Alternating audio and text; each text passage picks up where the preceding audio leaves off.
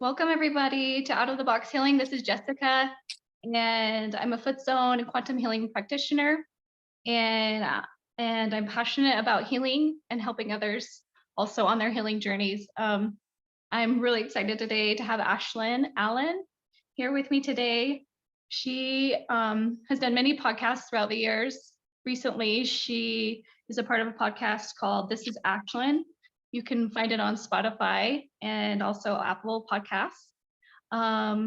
So the first time I learned about Ashlynn was a few years ago with some of the podcasts you guys did with the Betrayed, the Addicted, and the Expert.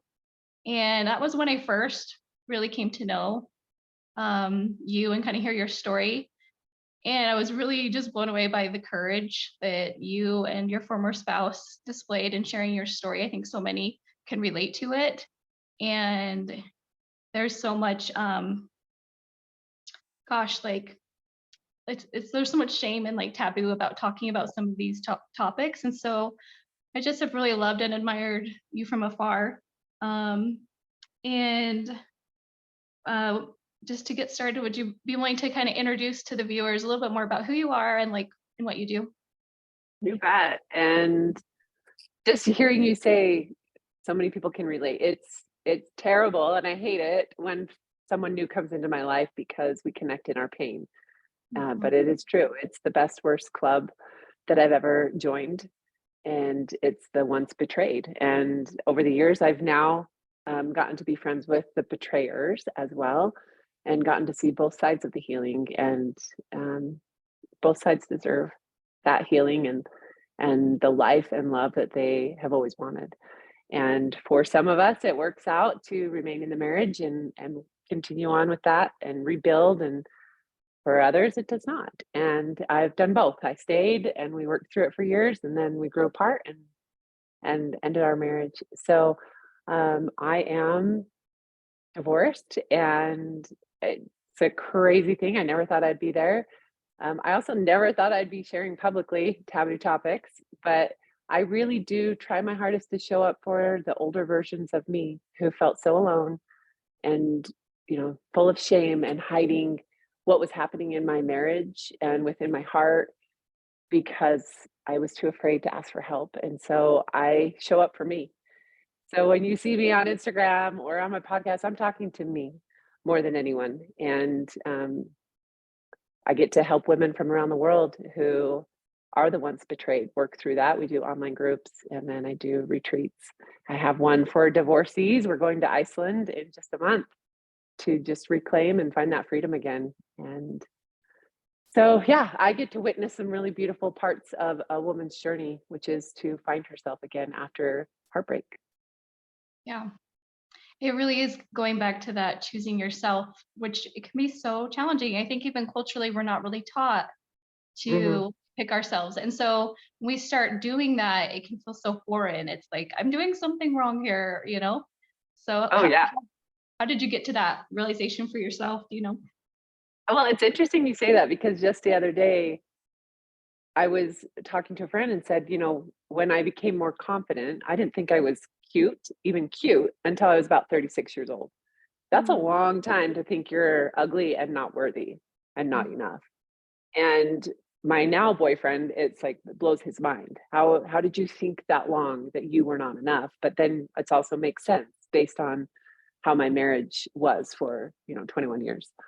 But having and gaining confidence as an adult feels really, really icky in the beginning because it feels selfish. It feels indulging, even to accept a compliment, to take care of ourselves and say, hey, I matter enough that I'm going to start doing these things every day to take care of myself, like elevated self-care, not just like take a shower, brush my teeth, but like really try and make effort to, I'm going to go out with friends. I'm going to take a bubble bath and that kind of thing.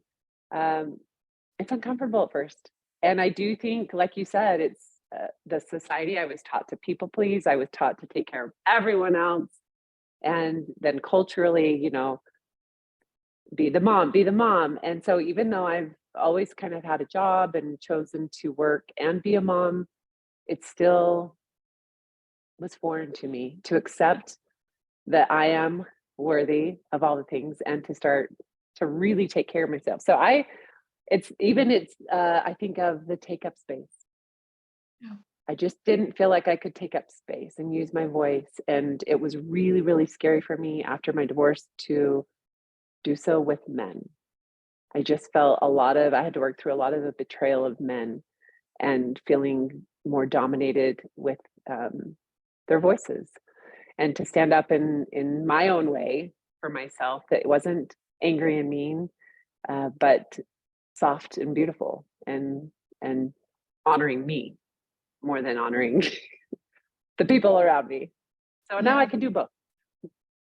Oh, I think it's so beautiful. It's really that it makes me think of the feminine energy, it's just stepping back into your feminine. And it's so beautiful when, we as women can do that, because society doesn't really cater to that. And so it takes a lot of effort to go back there again.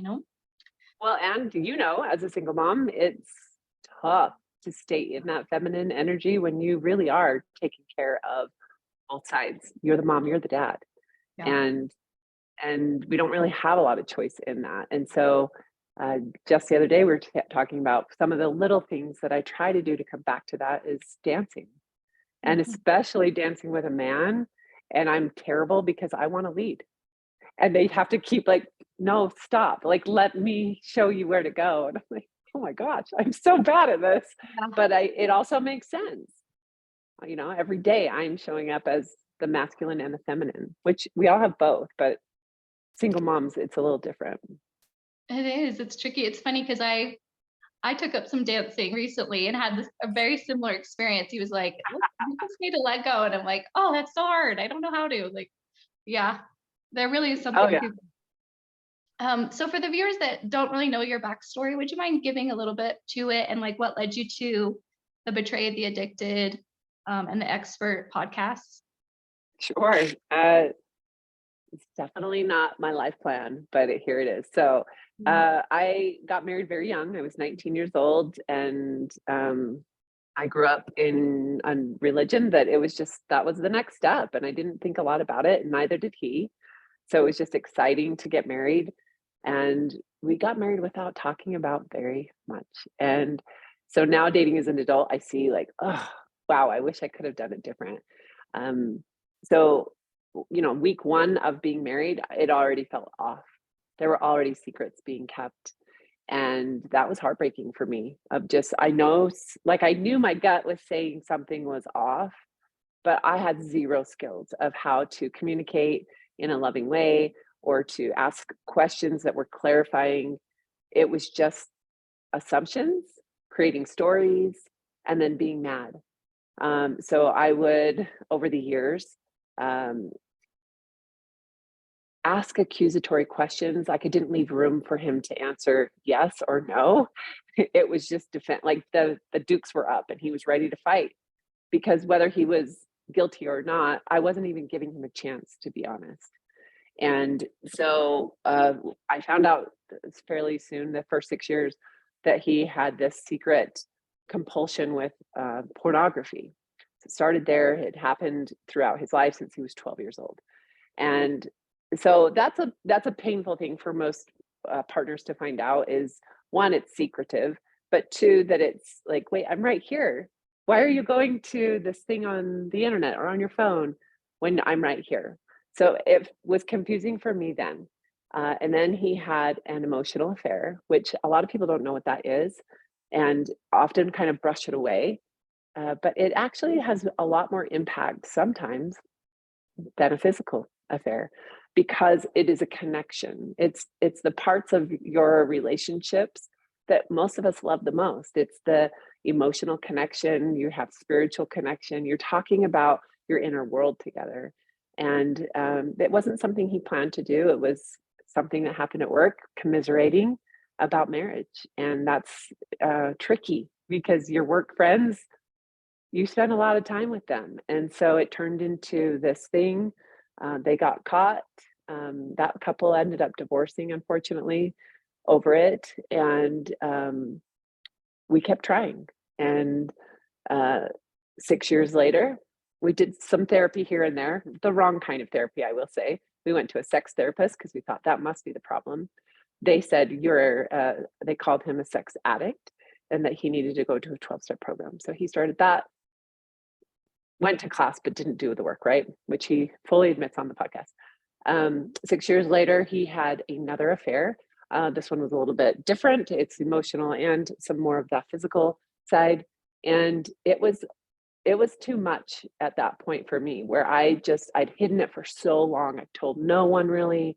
Even with therapists, we weren't really giving full truth. It was kind of protect ourselves and the relationship, even though we were hurting. And this beautiful thing happened where a girl I went to high school with sent me a private message on Facebook and said, I'm doing this conference for women who've been betrayed, and I would really appreciate it if you would just share it on your Facebook. And I thought, I was already public doing, influencer things back then, had my business, Mama Bear Fitness. And I thought, one, that sounds really scary to share something like that on my social media. But two, does she know my story? Like, what does she know? And she didn't know anything. She really was just asking, like, do me a solid.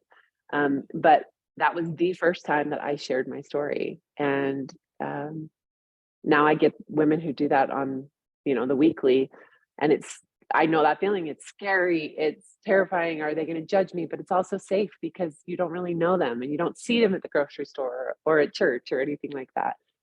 So I went to that conference, learned that there was therapists who specialized in people who've been betrayed and people who have betrayed, and really that there was a certain type of healing and trauma work that I could do to find peace. And so we started into that journey. He offered, my former husband was like, let's do it. Let's find this place. We went to Addo Recovery, and I hated it. I was really resentful that I had to be there and work on me when he was the one doing stuff. And yet I grew to love it after a few months. It was like, okay, these are things I would have never worked on in my entire life had I not been compelled to. And there's nothing wrong with being compelled. I'm definitely one who I'm compelled to make change, and I have no shame in that. I used to. I really respect those who just choose to go and work on themselves when they're in a good place already. But I waited till the wheels were falling off before I chose to work on myself. And we worked recovery for many years and started a podcast with not our therapist, but a former, he was in the same, he saw my former husband kind of shift and grow. And we just said, what's something we wish we would have had?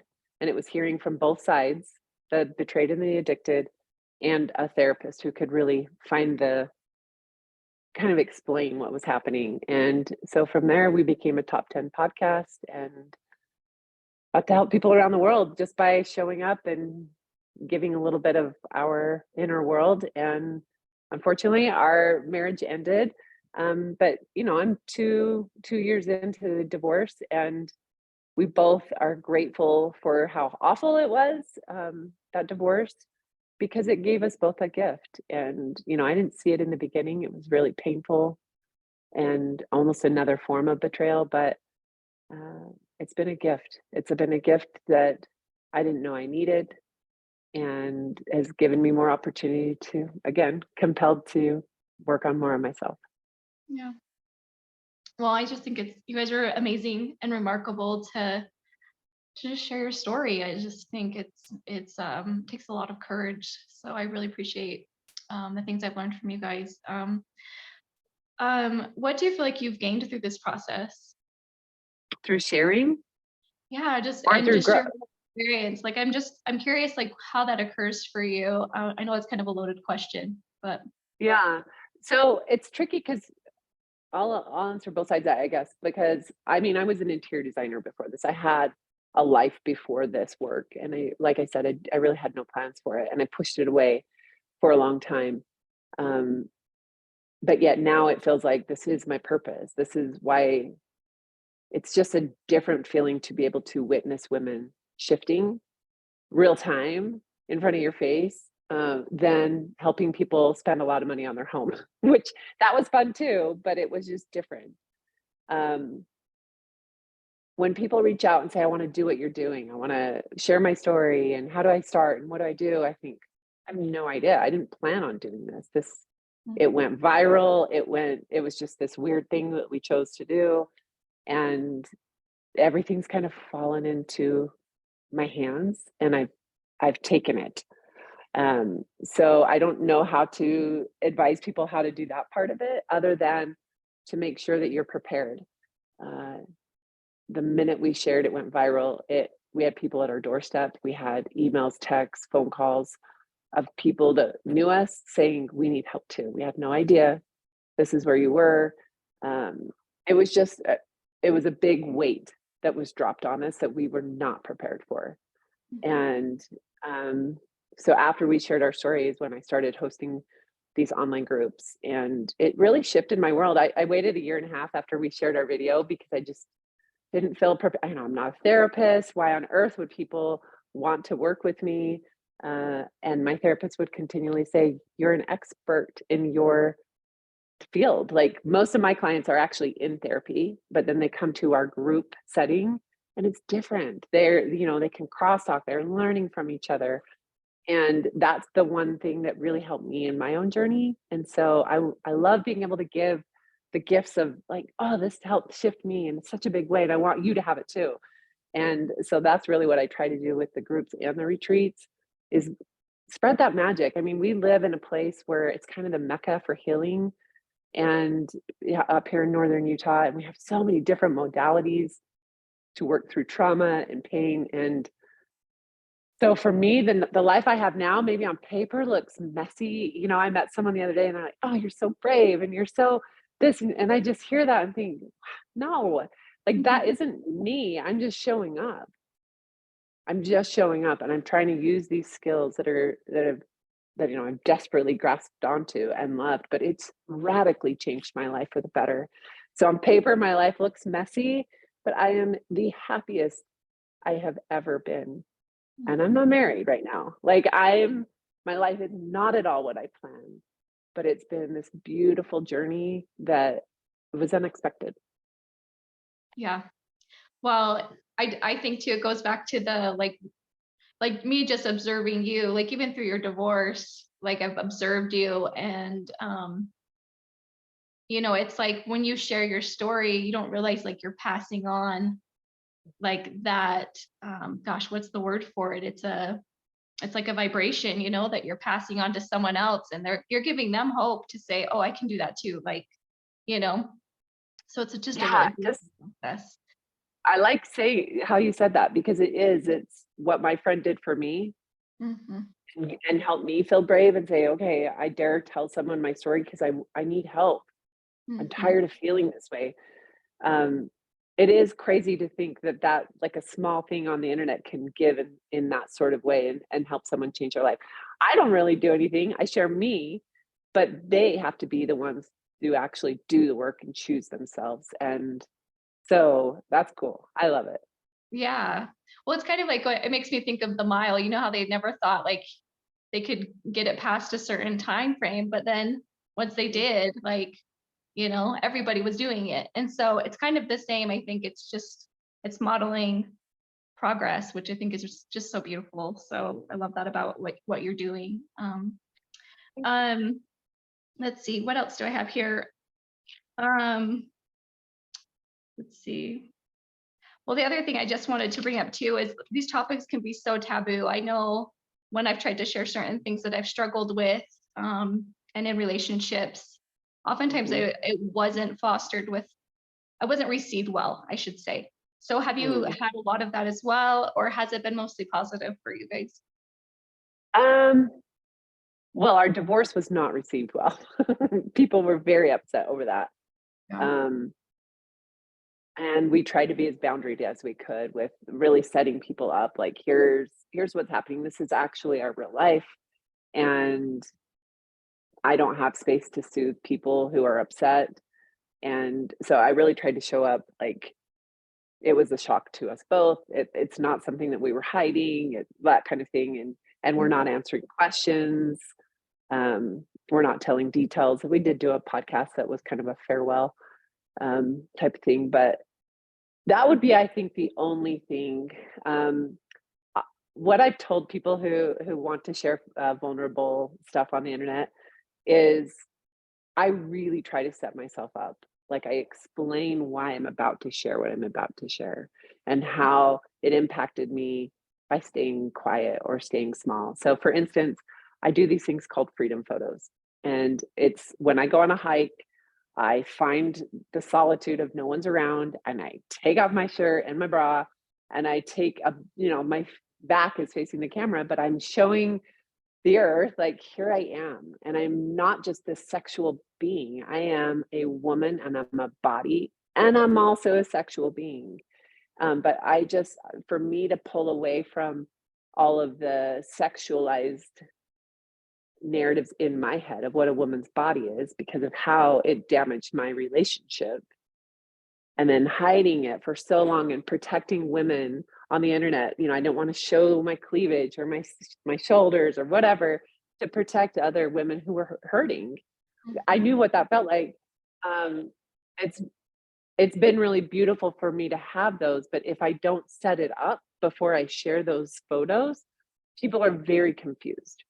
Why are you sharing something like this without the context? I have to explain this is freedom for me. And it's been freedom for a lot of men and women to do the same thing.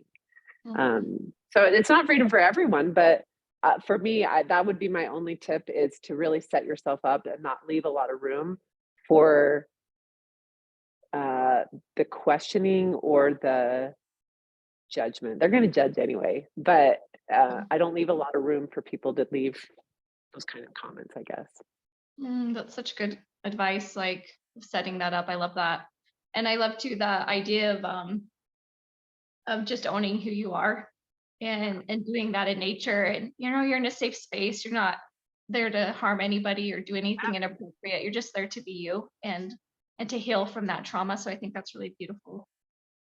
What advice can you give to others that are also going through similar challenges, whether it's divorce, whether it's betrayal? Co-parenting, all of it, right? I would say ask for help. It's so hard to ask for help in any of it. And now I know better. I've wasted so many years and so much energy trying to do it on my own or trying to I'll just pray it away or I'll just ignore it away. Like none of it worked. I actually had to put feet into my action and move. And so I feel like one giant step to say, here's my reality. I need help. That's a giant step. Then a million baby steps after that. And I still take them. I still choose, I have a reoccurring therapy appointment every month. Sometimes I go, sometimes I don't. But it's there in case I need it. And it's just trauma work. It's for me to undo some of those negative beliefs in my head that I still have. And, as I'm in a new relationship, things are coming up that never came up before, things that were right there in my face that it's just different now. So that I guess would be my biggest thing is just you're so not alone. We're so afraid we're going to run into someone we know at a group meeting or at therapy. And I want you to just zoom out enough to realize how great that is if you see someone you know. That means you're not alone with someone you know. That's such a gift. And we feel so much shame around it. So whatever you're in, as much as you can do that, I think is helpful because I showed up in shame at my first group meeting. I showed up in shame at therapy. I hope no one sees me or thinks, why am I here? Instead of I'm here and you are too. So I actually love when I go to therapy and people are like, oh, hey, and they acknowledge me and we're saying hi because we're both there for the same stuff. We want healing. Yeah. Well, and it's so beautiful because we can relate with the human, right? Yeah.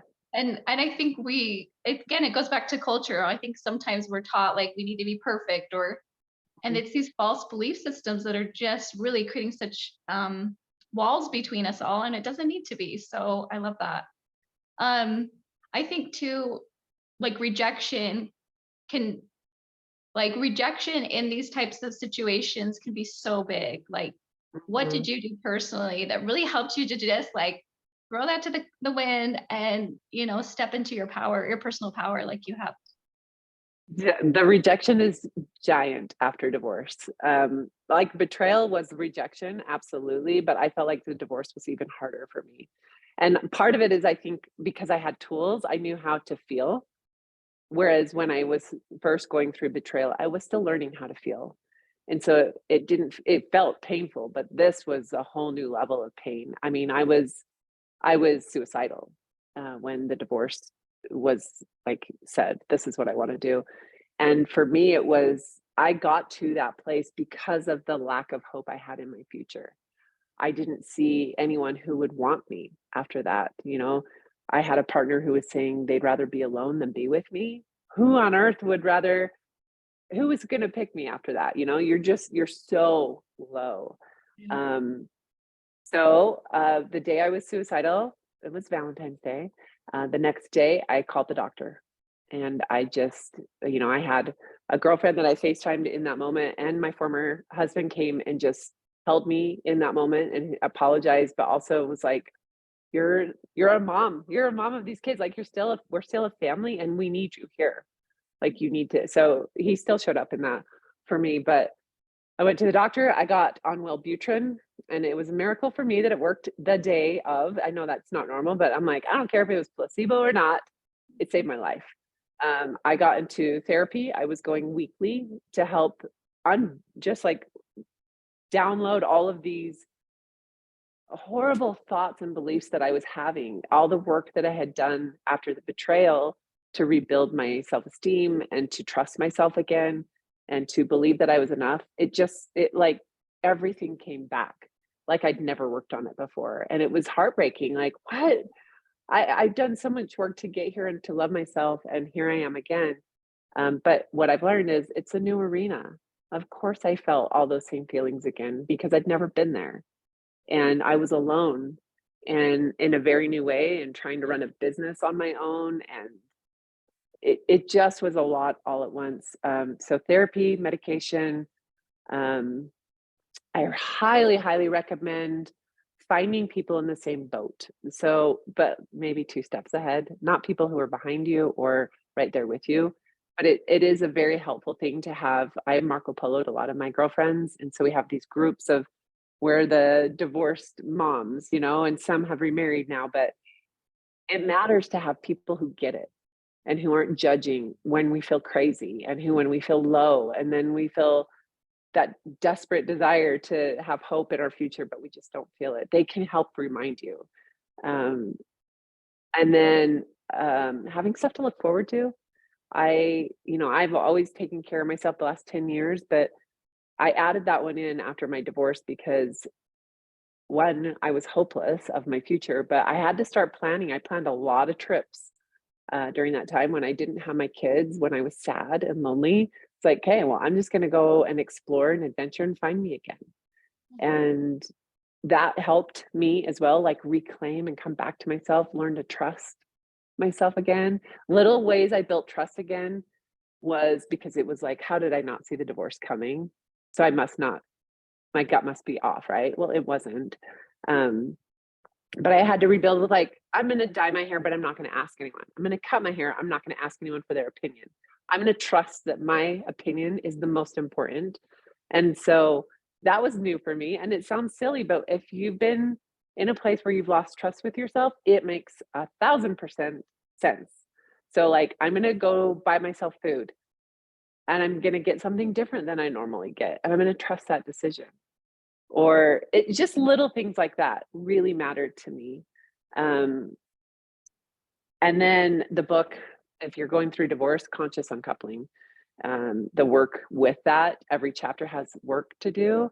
I had a lot of beautiful undoing moments by doing the worksheets in that book to just really let go and surrender in a way I'd never have before. I think it's because I was alone. Like I didn't have someone to help me really surrender. It wasn't a team effort. It was like, I'm doing this for me, 1,000% for me. Yeah. Yeah, it's interesting. It's because you're just kind of forced. Like it's there in your face. Like you said, you can't get away from it. And it's challenging. It's challenging to want to sit in that. So I totally relate with that. I know for me personally, I tended to be kind of more of the anxious attached in the relationship. And I'm coming up on a year of like, separation. And wow, like what a change in myself I'm seeing because I've just been sitting in the uncomfortable, you know, to a point where I don't feel that anxiousness anymore. And I still have twinges at times, Mhm. but it feels like a victory. It's like I really am gaining so much through this process individually. And I just wouldn't trade that, it's personal healing that really needed to take place for me to be able to create a healthy connection.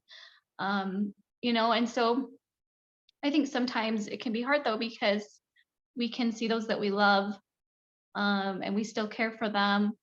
Um, and, it's different for every person. And I'm not here to judge a person's path of healing, but what does a person do when they're still doing their work, but maybe the person that, they're connected to, they wanted so much. And maybe even it's just a space of love. Like you want so much for them to be able to heal too, right?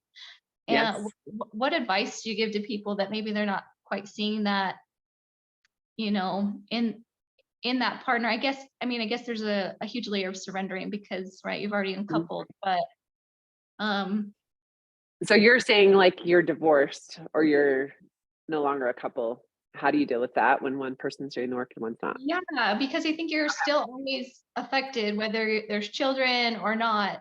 Like what Yeah. advice do you give to people in those types of dynamics? On conscious uncoupling, because that's what the book is for. It's Mm, for yeah, like we only can control our own actions and our own work. And so I had a lot of they have like soul to soul conversations where I, said all the things I wanted to say that I was mad about and hurt about. I got to go and have that conversation in my brain, like not go and actually tell him because why would he care at that point? yeah. Um, it felt very healing for me to release that, like to acknowledge it, to write it down and to own it and say, like, I'm mad about all of these things and it isn't fair. And here I am and da da da. So to do that, um, it takes a lot of mental and emotional energy to do the work and then to be with someone who is not maybe showing up the way that even that you knew them, like how was I ever married to this person or love this person like this when they treat me like this. I know in the first part of our divorce, like the first year and a half, there was a lot of questioning, like, are you doing this? Is this a trick? Are you doing this? Is there like a hidden thing, agenda behind it? Are you doing something to hurt me? And I was like, what? Why on earth would I ever do something? Like, I'm just trying to find compromise here. Um, my former partner is doing his work, but it took him a minute to get there, to have space enough for himself to do that. Um, so we have a lot of great co-parenting moments, but we also have moments where we struggle. And I was telling you before we started recording, it's a trick to learn the in between of I need to use my voice and stand up for myself. And I also need to take all this emotion out of it because we're not repairing our relationship. We're Mhm. not coming back together. We are separately healing and also co parenting at the same time. So it's different than when I was married and trying to repair the relationship after an argument and try to use my voice. So, um, great learning experiences to try to find that happy medium. And so I highly encourage people to have your people. If you don't have a group or a therapist, get them because you're going to, I call it my first draft. So you can, journaling is a first draft, so you can go through. I have a journal prompt that's like 5 journal prompts to help you basically come up with your first draft. Sometimes you need a second draft, like get on Marco Polo app and talk it out with someone that's safe, that's not going to judge, but who can help you, like, hey, maybe say it this way. So that sounds accusatory. In the beginning of our divorce, I used the decree a lot of the times to refer to. And a really good male friend said, hey, maybe don't do that anymore. because what you're doing in that moment is you're setting him off already. He's ready to fight because you're ready to fight. How about you ask questions to clarify before you say, you're not following the decree, da, da, da, da. It's helped me understand why this is happening. And it gave my former partner an opportunity to explain himself rather than me just do the old pattern of I'm going to accuse and get mad. So I, I think even though we're not repairing and you may have a really dysfunctional former partner, you still have opportunities that are right in front of your face to work through your own patterns and your own behaviors, the way we deliver things, the way we ask, the way we stand up for ourselves. It matters. And you can always, my biggest motto of my divorce is I want to make my future self proud. And whenever I didn't make my future self proud was when I was being too emotional with my former partner. He didn't need to have all my emotion. I had places for my emotion to go, and he wasn't it. But I was using him for that in the beginning. Well, and understandable, because I think sometimes it's so hard or challenging just to cut that off, right? Like you've spent Totally 20 years together, and then to just say, I can't do that anymore. It's like, what? It's hard because it's your best friend and your partner. Yeah, it's so many things. Yes, totally. So what I've noticed in my own journey is just how important it is to find that forgiveness for yourself and for others, kind of like piggybacking on what we're saying here. So like any words of wisdom for those that kind of struggle with this, myself included here. Yeah. Words of wisdom with that. Or things Say that it have helped again. you, or what are some things that have helped you in this process of like forgiving and letting go and surrendering, right? It's so hard because forgiveness, I think, is triggering for most people because they're like, what? I'm not forgiving. But for me, it was forgiving. It's exactly what they say. It releases ourselves from holding on. And I just wanted to untether myself from him and to honor what we had, but also move forward knowing that I was going to do things different and that we could still be cordial and kind without the ickiness. We still have ickiness here and there. But it really, for me, it goes back to I wanted to make my future self proud. I couldn't imagine my future self still stuck in blame and shame and victim of he divorced me. Why would my future self still be there? And so I wanted to find that for myself. And for me, I think it's the letting go of like, it really, will it matter in 5 years if I never get an apology? Will it matter in 5 years if this, and this? A lot of times the answer is no. And when the answer is yes, you got to deal with it. But for a lot of the things that would bother me, the answer was no. It wasn't going to matter. And so I needed to learn how to let go of those things.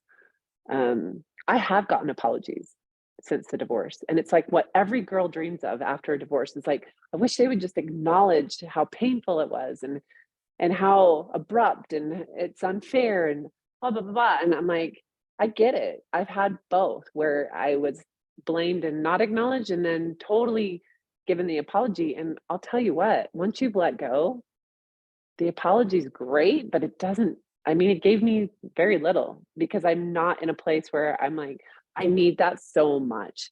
The truth is none of us need it. We think we need it. But it really, for me, my grieving and divorce was more for me. Like I had to grieve the parts of me who didn't stand up for myself, who ignored the signs. And forgiveness of self was a much bigger thing to tackle than forgiveness for him. Yeah. Because I was disappointed in myself. I was hurt and it was public and there was some shame in that. And that was even shameful to say that I was feeling shame. Like it was just so stupid.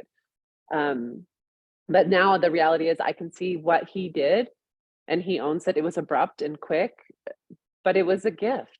It was a gift for him to use his voice in such a way. And it was a gift for me to have him do what I could not do myself, which was to ask for a divorce. Mm, interesting. Okay. Yeah, I like that. I mean, it kind of brings me back. I don't know. I guess what I'm trying to say is just all challenging, it's really uncomfortable, but I agree with you. It really does come back to that forgiveness of self sometimes can be the hardest. I can definitely see that in my own journey. It's like you can go back and see your mistakes and wish you could have done it a little different. So, For sure. We can yeah. do the best we know how. I'm also going to just add, I am a big believer of the gray rock method, especially if your partner is not in a place of like we're positive co-parenting together. And so Mhm. I'm very uninteresting. That is the gray rock method, is just be boring. And Mhm. they know the buttons to push with you, and you know their buttons, and to allow yourself to just pause and not respond and keep it short takes a lot from you. However, it serves you in the long run. And Yeah. so, I mean, he's he does the gray rock method back to me. We're just boring to each other now, and it works out great. That's awesome. I love it. Okay. Um, let's see. Okay, so I'm like a really strong believer that we didn't come here to fail. Mm, Like healing is possible for everyone, and I think sometimes when you're starting this journey, it can feel pretty daunting. And you've described how there's times where you've had to you felt like you were starting over. I've definitely had mhm. that myself, where it's like I've done so much work. Why am I still doing this, right? Like, Totally. and it's so discouraging. So, but I really believe like we're come here, we were brought here and not to fail. Going back to that process of asking for help and how important that is I think a big tool to shifting, right? Um, so in that process, I think sometimes it can get so discouraging for those that are addicted, that have the addictions, and they can't seem to really manage them. So, do you have any thoughts or insights to share with those that do struggle with addictions, like from your perspective now? Mhm. Um, yeah. Yeah, I have a lot of respect for anyone who's choosing to step into the healing portion of life after they've been addicted. The truth is, we're all addicted to something in some way, right? And Mhm. so I often tried to just put myself in their shoes and say, well, if I was told I could never eat sugar again and it's always there around me, that's really hard. And they're choosing to give up something that is something a lot of them have had for decades. So it's hard. Um, I think the success I've seen in those who have been addicted is always in a group setting. So when they are, I think individual therapy is fantastic. I think inpatient programs are great. But where I think they fall short is understanding that shame a lot of times is driving these addictions. And if we're too ashamed to be in a group setting, how on earth are we going to get better? That's what I've seen and what I have seen work is that I mean, I've seen men who they're in group and they are checking in with each other because your partner should not be your sponsor kind of thing. But I don't think you can do anything alone. We're not meant to. There's so much light and knowledge in the world right now, especially, and there's so many people who are hurting that we have these areas. There's Facebook groups, there's paid groups, there's therapeutic groups, there's all these things that we can take a part of. And if you're trying to do it alone, it sounds impossible and feels impossible. But if you have someone, why I love group is you could be talking about your story and something you're struggling with that week. And I may not even have that in my mind, but I'm hearing you talk about it and work through it and going, oh my gosh, this is how that fits into my life. Mhm. And I'm gaining and learning from someone who has a totally different story than mine. That's something you don't get in therapy. And so I would highly recommend both. Like you ask for help from somebody who's a professional in what you're addicted to, and then find a group of people who are that like-minded, wanting to get better. Yeah, I like that. Okay. Excuse me. To finish up, I want to ask like two more little questions here. So I know you've talked a lot about facing the buffalo, Mhm. and I've also I love that the symbolism of that. I think it is just so great. So for those that aren't familiar, the symbolism of the buffalo, it's always the buffalo is always facing the storm. So when a storm is approaching, they are facing it, they're leading into it. Um, so if you could give any like final words to assist those that are facing the storms of life and eager to heal. Well, keep going. Keep going and remind yourself. So if you need a wearable reminder, when that's what I needed in different stages of my life where I felt the lowest and felt the strongest, like I am being the buffalo right now, which is really brave. I'm not trying to skirt around it or run from it. I'm trying to heal. I would wear a necklace that, the first one said enough. And I would just grab that necklace and kind of rub it like, okay, I'm enough and I can do this. And then I started wearing Be the Buffalo tattoos, like little washable ones. Just as that reminder, you look down at my wrist, like, okay, I could do this. I know it's a tough season, but it's not going to last forever. And then I started wearing, made a buffalo turquoise ring, and would wear that. I think wearable things have been really meaningful for me. Um, but another one, it sounds really silly, but having, whether it's a journal that you're writing or something in your phone where you're sharing the good things, the wins, because we often, especially in a season where we're fighting for healing, it's really easy to be like, another really hard day. We got in another fight, or I'm super low and I don't want to get out of bed. But what about the times when you do get out of bed and you take a shower? Are you patting yourself on the back? Are you cheering for yourself? Because that's what I have learned is I have to be my biggest cheerleader. And it kind of goes back to what we were first talking about, that confidence. It feels weird in the beginning, but I'm really proud of me a lot of the time, but I don't have many people to tell because that's weird, right? And so I'm going to write it down. Or I'm going to speak it to the people who I love and who will be happy for me and be proud of my small wins. And that again can be something in therapy or in a group setting as well, if you don't have friends like that. Mhm. Oh, I think that's so great. It's the simple things because I think when you've gone through so much trauma, it's getting up and taking that shower and it's amazing. So, or it's noticing a beautiful flower and it really gives you a chance to pause on the simple things. So, love that advice. How can people reach you? And do you Well, want to share some of the retreats that you do? yeah. So this is Ashlynn.com and it's Ashlynn. I'm also This is Ashlynn on Instagram and Facebook. And I do these retreats. So I do this divorce retreat in Iceland, but I have these other retreats that are here in Utah that are for every woman. So they may come with the story of betrayal or divorce or faith transition, but really they're just there to heal. We're not connecting in pain. So we never really share our stories unless they're choosing to privately. We're there to grow. And so they're called the Rise Within retreats. And it really is all the magic of the healing that I've been able to participate in. I bring all of those people, like my favorite breathwork person, my favorite therapist, my favorite massage therapist, my favorite photographer, and dance. And we just do. My therapist laughed. She's like, "You do so many things at your retreat."